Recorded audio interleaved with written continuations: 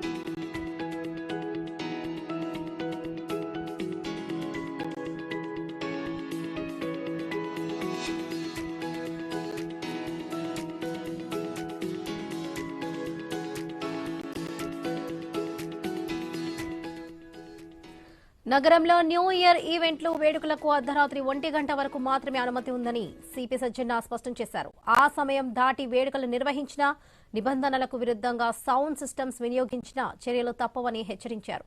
Wine షాపులు, బార్ల సమయం ముగిసిన తర్వాత బ్యాక్ డోర్ నుంచి మద్యం విక్రయించడాన్ని పూర్తిగా నిషేధించామని తెలిపారు. దొడ్డిదారిన మద్యం విక్రయిస్తే కఠిన చర్యలు తప్పవని సిపి హెచ్చరించారు.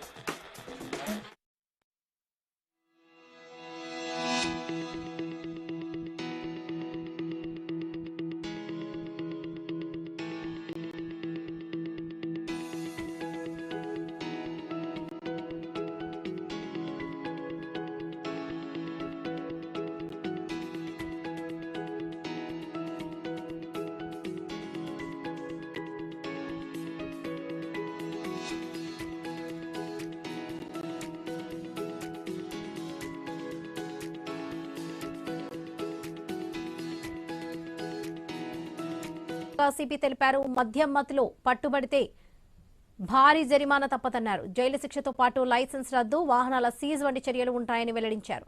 జనవరి మొదటి వారం వరకు ఈ స్పెషల్ డ్రైవ్ కొనసాగుతుందని తెలిపారు. మద్యం సేవించిన వారు డ్రైవింగ్ చేయకుండా క్యాబ్ లేదా డ్రైవర్లను ఆశ్రయించాలని సూచించారు. కుటుంబ సభ్యులతో కలిసి క్షేమంగా కొత్త ఏడాదికి స్వాగతం పలకాలని సజ్జనార్ విజ్ఞప్తి చేశారు.